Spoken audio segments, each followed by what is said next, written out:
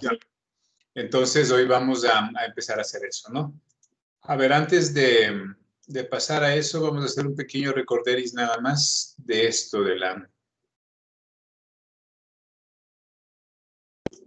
¿Sí están mirando mi pantalla? Sí, Doc. Sí, Doc. A ver, entonces, primero vamos a hablar un poquito de lo que es la clasificación de la hipertensión antes de entrar a las causas secundarias, ¿no? Entonces, la hipertensión, ¿cómo se clasifica? Normalmente, ¿cuáles son los valores que ustedes cuando escuchan sienten que son normales? O por defecto ya saben que es una hipertensión normal. Siempre nos una presión normal. Siempre nos dijeron que prácticamente 120/80 es una presión adecuada, ¿no? Sin embargo, 110/70 sería lo óptimo. Entonces, óptimo es menos de 120 y menor de 80. Cualquier presión que esté en ese rango se puede considerar óptima. La normal se considera como menos de 130 la sistólica y menos de 85 la diastólica. Y la normal alta es la que está de menos de 140, es decir, entre 130 y 139, y menos de 90 la diastólica, es decir, entre 85 y 89. La hipertensión grado 1 está entre 140 y 160 la sistólica y 90 a 99 la diastólica, es decir, menos de 160 y menos de 100. La hipertensión 2 es la que está entre 160 y 179, es decir, menos de 180 y más de 160. Y la diastólica entre 100 y 109, es decir, menos de 110 y más de 100. Y la hipertensión 3, que ya es la crisis hipertensiva, es cuando supero los 180 de sistólica o los 110 de diastólica. Sin embargo, el Colegio Americano de Cardiología cogió el punto de corte de 140/90 y le bajó a 130/80, ¿sí? Es decir, que esta hipertensión grado 1, o más bien dicho, la hipertensión normal alta, que ya desapareció como término, que iba entre 130 y 140, ya pasaría a ser hipertensión 1. En conclusión, la presión normal, ¿menos de cuánto? Menos de 120/80. ya, menos de 130 va a ser lo, y menos de 90 va a ser lo, menos de 85 va a ser lo normal. Desaparece lo normal alta y desde 130 o más empezamos ya con hipertensión grado 1. Hipertensión grado 2 se mantiene e hipertensión grado 3. Es decir, la última guía fusionó lo que era normal alta con hipertensión 1 y ahora con más de 130 yo ya soy hipertenso, ¿sí? Muchos especialistas en cardiología dicen que es excesiva este valor porque con ese valor prácticamente en algún momento todos vamos a ser hipertensos por efectos psicógenos como el efecto de bata blanca. Por cierto, ¿quién me puede decir lo que es el efecto de bata blanca? Es el aumento de la presión arterial solo en momentos de la consulta. Perfecto. Se llama efecto de bata blanca porque por algún factor psicógeno el paciente, al ver el personal de salud, no solamente el médico, vestido de blanco, siente algún grado de angustia, de ansiedad, y eso le incrementa los valores de presión arterial y muchas veces se malinterpreta como hipertensión real, ¿no? El efecto bata blanca usualmente se lo puede evaluar cuando el primer contacto con el paciente tiene un valor de presión arterial y luego de que conversa con nosotros, entra en confianza, se relaja, le podemos volver a medir y prácticamente ha bajado a valores esperables, ¿no? Entonces hay que tener bien claro que esta definición previa de óptima, normal, normal alta, hipertensión 1, 2 y 3 cambió desapareciendo la normal alta y quedando en hipertensión grado 1 y considerándonos hipertensos todo valor sobre 130 de sistólica. ¿Queda claro? ¿Queda claro? ¿Puedo pasar? Sí, doctor. Ya. Sí, doctor. Ahora quedamos en que íbamos a hablar sobre hipertensión secundaria. ¿Quién me quiere decir lo que es hipertensión arterial secundaria? Es la hipertensión arterial que se da a efecto de condición orgánica específica. Muy bien. O sea, nosotros tenemos la hipertensión primaria, que también se la llama como Esencial. Esencial. ¿sí? Esta es la hipertensión común, la que vemos prácticamente en la población hipertensa en general. Más también hay la hipertensión secundaria, que esa, como ustedes han dicho, responde a otro tipo de patologías, ¿no? Por ejemplo, ¿cuál es la causa más común de hipertensión secundaria?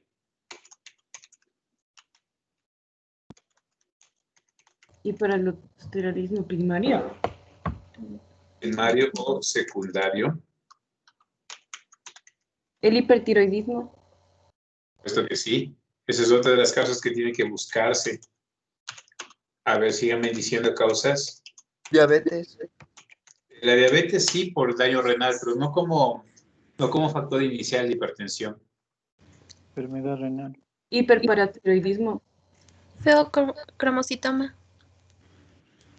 Creo, cromocitoma. ¿Algo más? Hipertensión renal. Muy bien. Hipertensión, que se llama hoy renovascular. Sí, y dentro de ella la fundamental es la hipertensión por estenosis de la arteria renal, ¿sí? ¿Qué más? La coartación de la aorta también podría ser otra de las causas. Acromegalia. ¿Cuál? Por medicamentos. Por medicamentos sí puede ser, sí, eso se llama hipertensión transitoria medicamentosa, que podría ser una de las opciones. ¿Qué más? ¿Qué más puede ser? La hipertensión sistólica aislada, Doc. ¿Cuál? La hipertensión sistólica aislada. Esa pertenece a la clasificación de esencial y esa es más común en los ancianos. ¿Por qué la hipertensión sistólica aislada es más común? Ya que hiciste esa pregunta que me parece relevante acá, vamos a acordarnos de algo. ¿Qué significa la tensión sistólica, la tensión diastólica, la tensión media y la tensión diferencial o presión de pulso? Entonces, si nosotros partimos de un dato como 120-80, pongamos, ¿ya? ¿Qué significa este 120-80 en condiciones reales? La sistólica, que sería 120, es decir, aquí, ¿qué está revelando o qué me muestra?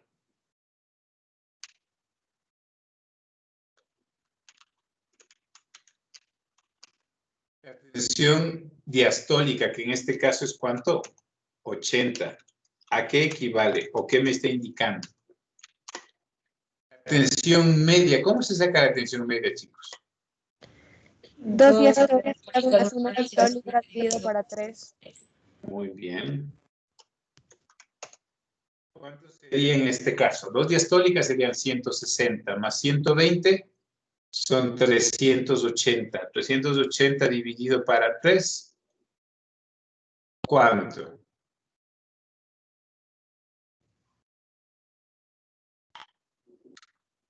$126. 125, 126 más o menos. Ya digamos que 125 para no descuadrar, ¿ya? ¿Y qué es la presión diferencial o presión de pulso?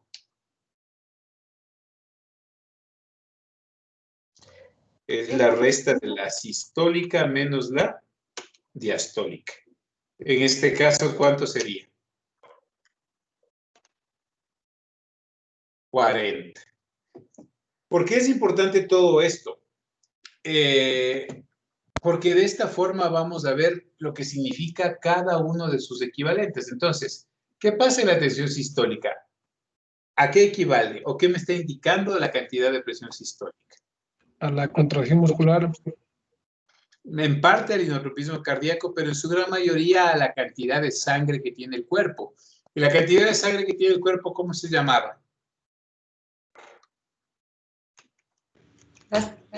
Gasto cardíaco. Gasto cardíaco. Es decir, que la cantidad, ya vamos a ver ejemplos, ¿no?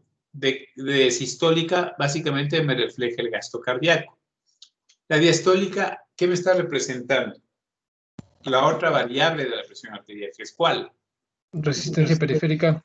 Perfecto, ¿sí?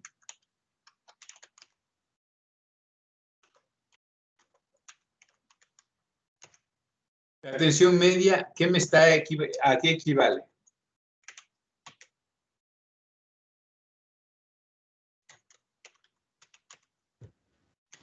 perfusión.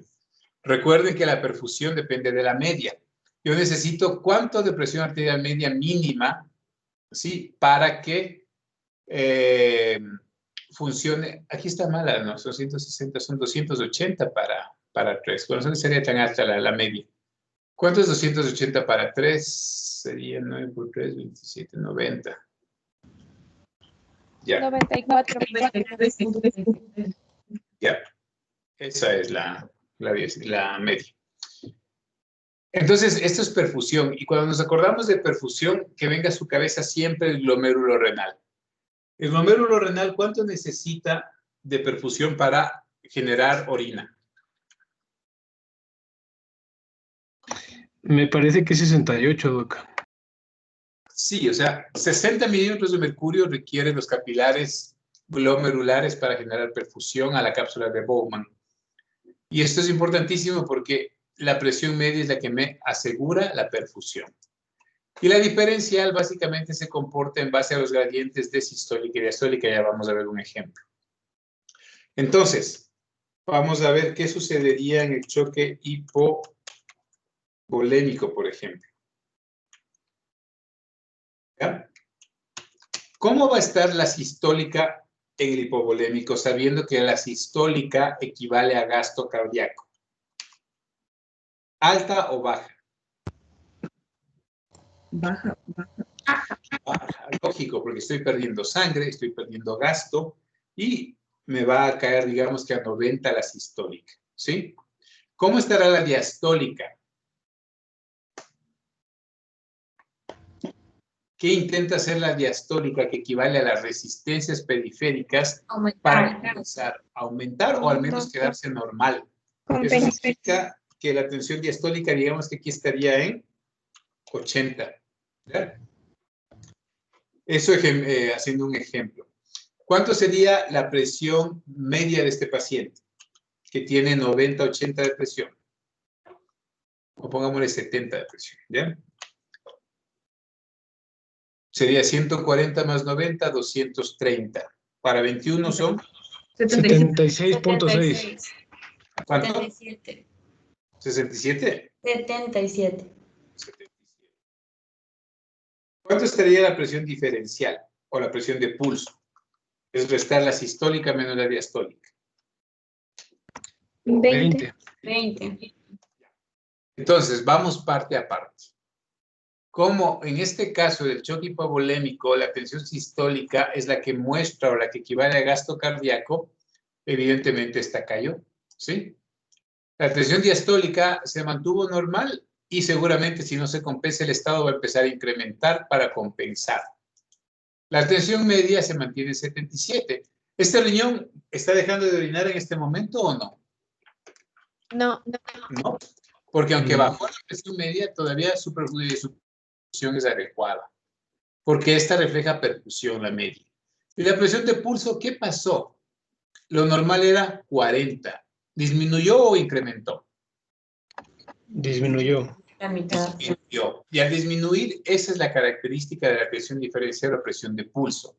Cuando tengo un choque hipovolémico o por bajo gasto cardíaco como el cardiogénico, la presión diferencial tiende a acortarse, ser más baja de su valor normal, que es 40. ¿Queda claro? Vamos al otro punto que se llama el choque séptico. ¿Sí? En el choque séptico, en cambio, ¿cómo está mi gasto cardíaco? Aumentado. Aumentado. Aumentado, por todo lo que habíamos hablado. Significa que la sistólica va a estar normal o incrementada, ¿ya? Pongamos el número 130. ¿Por qué? Porque la sistólica refleja, ¿qué? Gasto cardíaco. Pero en cambio, en el choque séptico había una característica, se llamaba o se llama choque distributivo, porque ¿cuál es el problema fundamental? ¿Gasto o resistencias? Resistencia. Y las resistencias al caer, siendo que se ven representadas por la diastólica va a estar más baja de lo normal, ¿sí? Digamos que la diastólica bajó a 40. ¿Cuánto va a ser la presión de pulso en este paciente? Perdón, la presión media. 70. 80 más 130 son 130. 210, sale 70, ¿no? ¿Sí? 70, doc. Ya, perfecto, son 70. ¿Y la presión de pulso o presión diferencial, cuánto es? 110. Más, porque 130 más 40 es 90, menos 40 es 90, ¿no? No. 130 menos 40, porque es sistólica menos diastólica. ¿Ya? Entonces, vean la diferencia de interpretación. En el choque hipovolémico, en donde el problema es prácticamente que no tengo gasto cardíaco porque lo perdí, la sistólica cae porque es la que se ve representado el gasto cardíaco en este tipo de presión, la presión sistólica. Pero en el séptico, aunque también estoy en shock, la tensión sistólica está en 130. Pero ¿qué pasó en cambio con la diastólica en este choque distributivo? ¿Cayó o aumentó? Cayó. ¿Ya? Y antes de pasar a la media, ¿qué pasa con la presión de pulso entonces en los choques distributivos? Lo normal era 40. Este paciente tiene 90. Conclusión. En choques en donde el gasto cardíaco es bajo, como en el hipovolémico, la presión de pulso o presión diferencial se acorta. Y en estados en donde tengo características como sistólica alta, diastólica baja, lo que me da ampliación de la presión diferencial o presión de pulso, ¿qué está sucediendo ahí? Aumenta. Por ende, en estados distributivos, la presión de pulso o presión diferencial aumenta. En estados hipovolémicos o de bajo gasto, la presión diferencial disminuye. ¿Y cómo estaría la tensión media en este paciente que ya vimos que 70? Igual que acá arriba, ¿no? También 70, pero la connotación clínica es diferente. No sé si se entendió esta parte.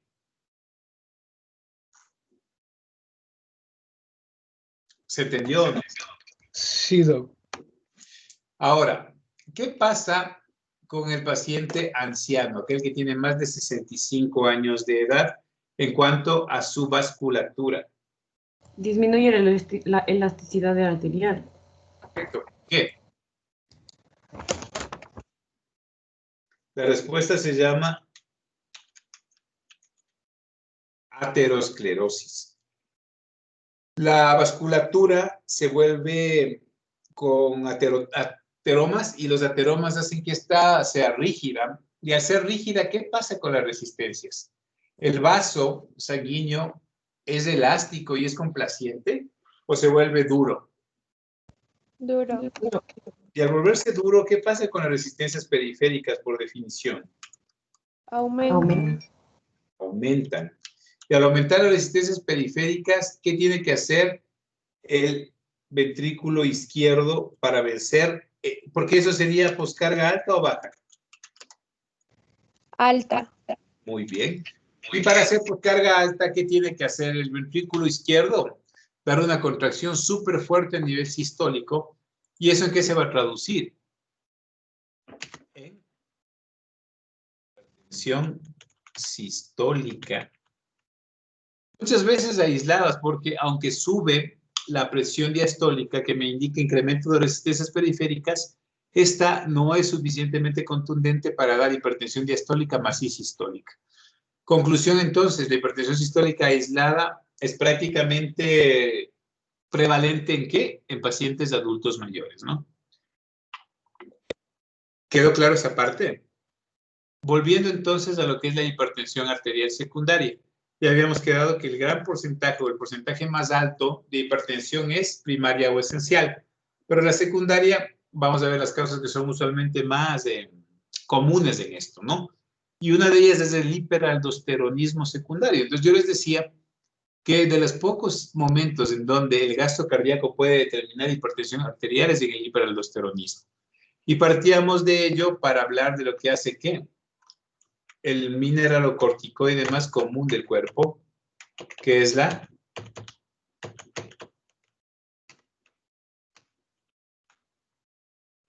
aldosterona.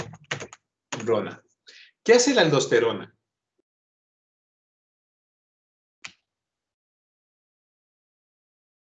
¿Quién me dice qué hace la aldosterona? Retención de sodio y agua. Retención de sodio y agua, perfecto. Es decir, A nivel de los túbulos colectores y contorneados distales, tenemos células parietales y principales. Y las células parietales, no, es parietales y... se me fue el nombre. Bueno, ya se me viene a la mente. Pero bueno, las parietales básicamente lo que hacen es esto, ¿no? Activar una ATPasa sodio-potasio en donde la aldosterona hace lo siguiente.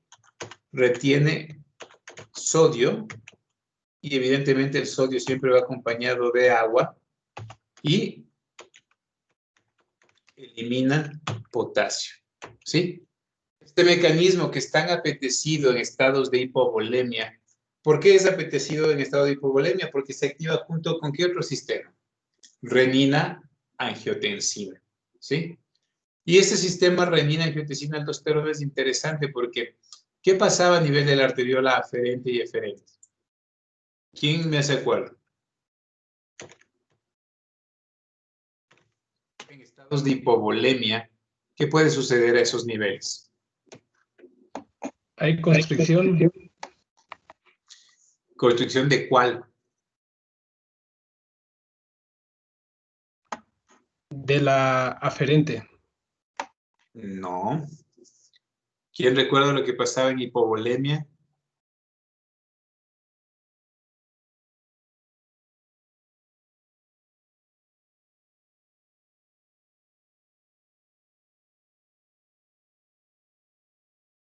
A ver, veamos si se copia esta imagen.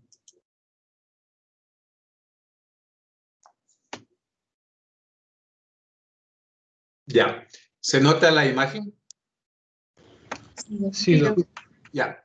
Entonces, vamos viendo esto. Esto es una nefrona, ¿no es cierto?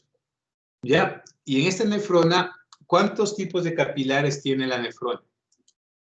¿Cuántos sistemas capilares?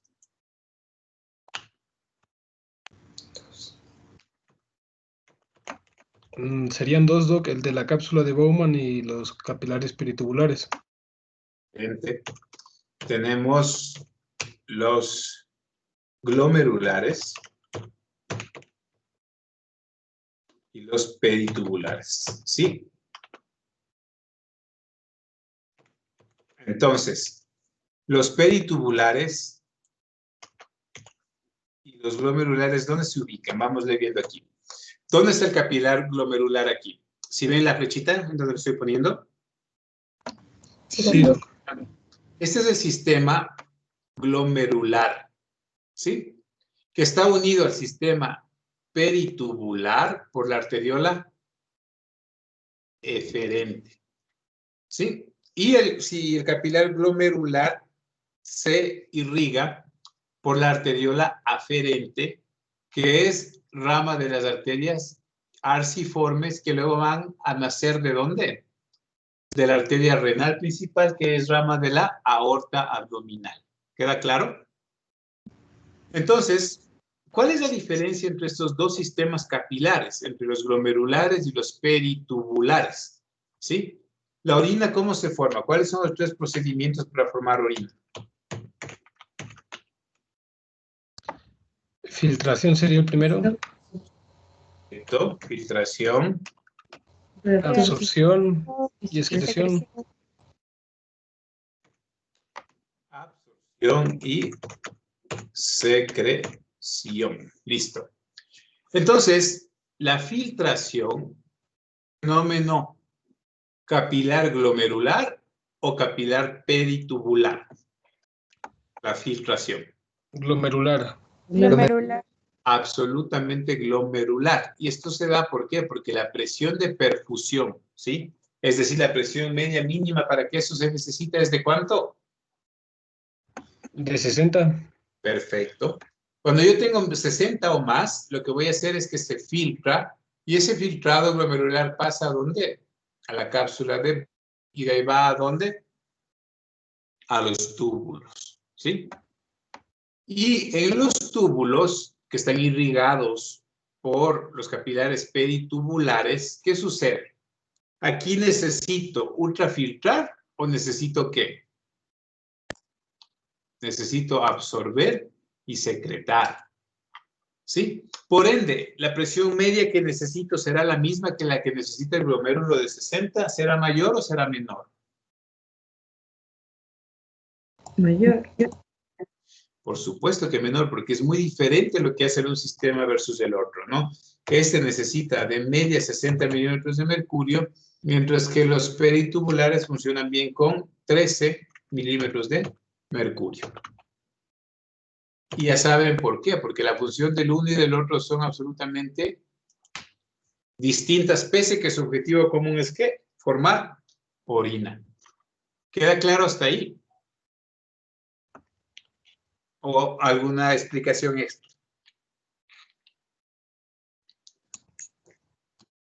Contextualizando, entonces, tengo ¿cuántos sistemas? Tengo sistema glomerular, peritubular. Al glomerular, entonces, le irriga la arteriola aferente y le conecta la eferente al sistema peritubular. Entonces, veamos un ejemplo práctico. ¿Qué va a pasar si es que tengo un estado de hipovolemia, en donde la presión que tengo es de 80-40? 80 más 80 son 160. 160 para 3 son 53. Como es menos de 60, ¿qué va a pasar con la filtración glomerular? No se va a producir ultrafiltrado, entonces no se va a producir orina. Perfecto. Eso significa que el paciente va a dejar de orinar. Eso se llama oliguria y anuria, si es que es extremo la situación. ¿Queda claro hasta ahí? Entonces, ¿qué hace la arteriola aferente en situaciones en donde la presión media cae y no puede filtrar? ¿Cómo se autodefiende? Se activa el sistema renina, angiotensina, aldosterona. La aldosterona evidentemente va a tener como objetivo vital el hecho de retener agua, pero en cambio, la renina, ¿qué va a hacer con la arteriola aferente? ¿Le dilata o le contrae? Contrae.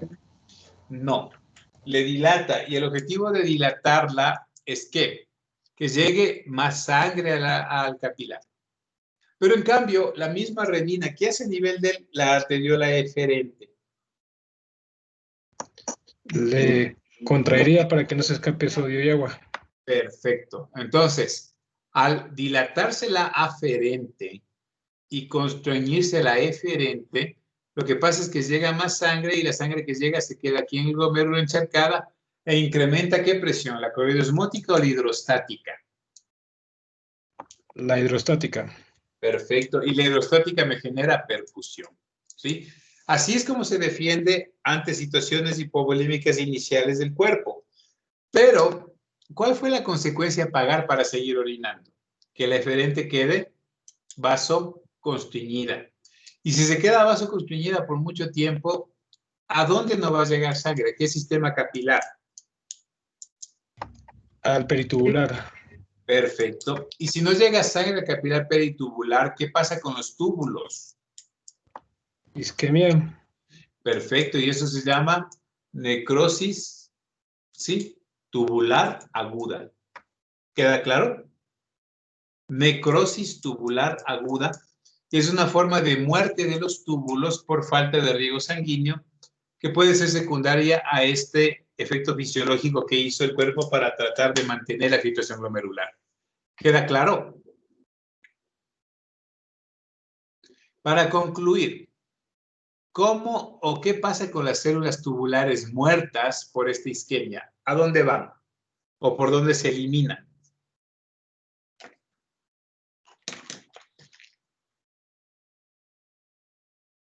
¿Por dónde se eliminarán las células tubulares que quedan a nivel de la luz del túbulo? Por la orina. Orina. Perfecto, perfecto. Y esto hace entonces, ¿y qué forma van a tomar las células muertas antes de salir? La forma del túbulo. O sea, salen en ¿cómo qué? Sale como cilindros. Y esos cilindros, como son de células, son proteicos, se llaman cilindros hialinos. ¿Sí? El cilindro hialino y falla renal aguda, casi seguro me está diciendo que hubo necrosis tubular aguda. ¿Quedó claro? ¿O desean que repita alguna parte de esto? Bueno, entonces, ¿por qué se llegó a hablar de esto? Porque en el hiperaldosteronismo primario o secundario, lo que se tiene es exceso de mineralocorticoide aldosterona. Y esto entonces me va a retener agua y va a eliminar potasio. Me va a retener sodio, que retiene agua concomitantemente, y va a eliminar potasio. Bajo ese contexto, entonces, ¿qué hace el mineralocorticoide? Aldosterona en exceso. Retiene agua. Y al retener agua, ¿qué pasa con el gasto cardíaco? Lo incrementa. Si retengo agua, voy a incrementar el gasto cardíaco. Y si parto que la fórmula de tensión arterial es gasto cardíaco por resistencia periférica, ¿cuál será la conclusión? Que tengo una hipertensión arterial dependiente de gasto cardíaco. ¿Sí? ¿Quedó claro esa parte? ¿O desean que les repita algún punto que no haya quedado bien explicado? Doc, entonces, en estos casos, aparte de la hipertensión arterial, también se puede dar la isquemia tubular. Claro, o sea, si el fenómeno de compensación fisiológica, que es hacer vasoconstricción de la arteriola eferente, tú no le volemizas a ese paciente rápidamente, lo que va a suceder es que esa vasoconstricción extrema va a evitar que haya flujo para los capilares peritubulares y no pueda haber riego para ese sistema y que se mueran los túbulos, ¿no? ¿Sí? ¿Quedó claro? Sí, doctor. ¿Alguna otra pregunta para pasar? Otra de las causas medias comunes, aunque no tanto como el hiperaldosteronismo, de hipertensión secundaria es el feocromocitoma. Entonces, ¿el feocromocitoma es un tumor de la corteza o de la médula suprarrenal? Médula. De la médula suprarrenal. ¿Qué pasa en la médula suprarrenal? Es el único sitio del cuerpo en donde la norepinefrina o noradrenalina se hace ¿qué? Epinefrina o adrenalina. ¿Sí? ¿Qué significa esto entonces? Que si yo tengo un tumor de la médula suprarrenal que produce excesivamente epinefrina, o es decir, un tumor hiperproductor de catecolaminas, ¿cuál va a ser la conclusión clínica de estos pacientes en cuanto a cifras tensionales?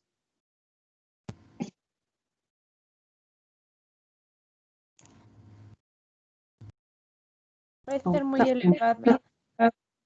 Lógico, porque nosotros sabíamos que en los vasos sanguíneos hay receptores alfa 1 y 2, beta 1 y 2, y los dopa que ya habíamos hablado, ¿no? Entonces, ¿cómo funcionaba esto de la curva de las catecolaminas? ¿Alguien sabe?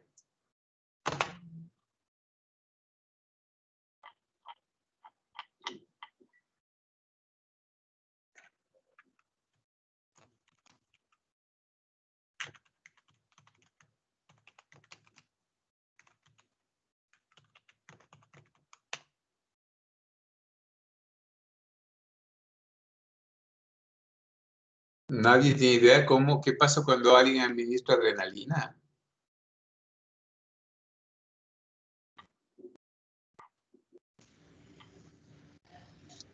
A ver, los que vieron farmacología. Se da vasoconstricción. Ya, pero ¿por qué? Y luego, ¿qué pasa si es que no doy infusión continua? Yo ya les expliqué realmente esto.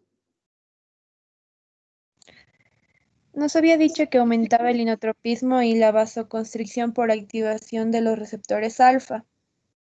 Muy bien. O sea, básicamente, los receptores que tenemos son... ¿Están viendo mi pantalla ahorita? Está la de Word, doc. El Word Doc. Ya. Vamos ahí. Entonces, lo que sucede aquí es que cuando tengo exceso de catecolaminas, en los vasos sanguíneos hay receptores alfa 1 y beta 2. ¿Sí? Entonces, ¿qué hace el alfa 1 en el vaso sanguíneo? Vasoconstricción. ¿Y qué hace el beta 2 en el vaso sanguíneo? Vasodilatación. Entonces, a donde quiero llegar es que si tengo exceso de adrenalina o noradrenalina, ¿cuál es más sensible, el alfa o el beta? El alfa. El alfa. Y ese es el primerito que se va a activar ante una administración de epinefrina. Por ende, la primera fase de esto va a ser que doy una ampolla de epinefrina y la presión arterial, ¿qué va a pasar? ¿A subir o a bajar? A subir. A subir. Pero luego empieza a bajar la concentración de la catecolamina y queda ya no el más sensible, sino el más duradero, que es el efecto beta. En conclusión, si yo doy una ampolla de adrenalina, lo que voy a tener que es un efecto hipertensivo inmediato, ¿sí? De corta duración, seguido de ¿qué? De un efecto Vasodilatador. vasodilatador o hipotensivo de larga duración. Conclusión, ¿cómo debería yo dar las catecolaminas si mi objetivo es subir las resistencias? ¿De forma intermitente o en infusión continua? Continuo. Pero por supuesto, para tener siempre efecto alfa. ¿Mm? Lo que pasa, en cambio, con el feocromocitoma es que es un tumor que prácticamente está produciendo todo el tiempo epinefrina. Entonces tengo un efecto alfa, aunque el comportamiento del cromocitoma es más bien en picos de secreción, ¿no? El paciente a veces está ahí el tumor y manda cantidades grandes e importantes al torrente sanguíneo. Conclusión, este paciente va a estar con hipertensión arterial por exceso de efecto alfa catecolaminérgico por producción excesiva. ¿Cómo era el diagnóstico de feocromocitoma? TAC. ¿Cómo? TAC. Tomografía, sí. Porque, ¿qué nos va a permitir ver la tomografía?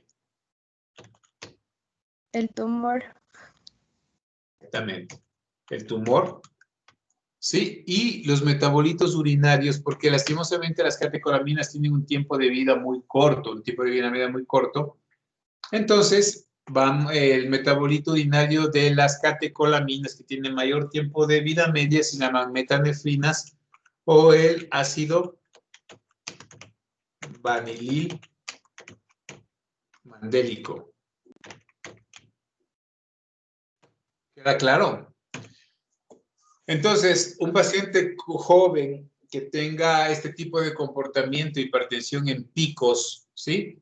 Le puedo pedir una tomografía si pienso en feocromocitoma o pedir los metabolitos urinarios como las metanefrinas y el ácido vanilil mandélico, cuyos valores, si son altos, me están dando el diagnóstico, ¿no?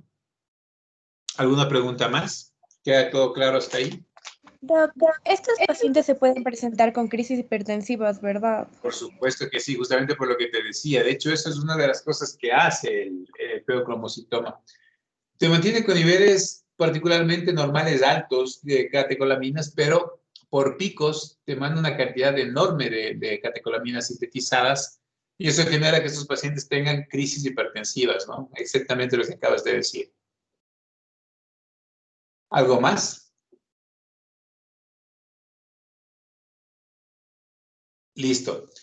Vamos a quedar ahí y vamos a ver la próxima clase el resto de causas, básicamente. ¿Para cuándo quedamos con ustedes con la prueba? Para este sábado. Ya, entonces el sábado tomé la prueba porque necesito evaluarles. Evaluación ahora es por grupo, evaluación individual y un examen, si no me equivoco. La evaluación por grupo, en general, me parece que no es mala. De todas maneras, voy a revisar bien quién actúa y quién no. Pero en la parte de evaluación individual va a ir el examen que le voy a preparar acá en el aula virtual, ¿ya? ¿Queda claro o tienen alguna pregunta de esto, chicos? Doc, y referente al sábado, ¿cuánto tiempo dispondríamos para la prueba? 10 preguntas, opción múltiple, 15 minutos. Listo, Doc, gracias. ¿Ya? Bueno, ¿alguna otra cosa? Nos veremos entonces el sábado, chicos. Hasta luego. Gracias, doctor. Hasta luego. Gracias, Doc. Gracias, Doc. Hasta luego, Doc.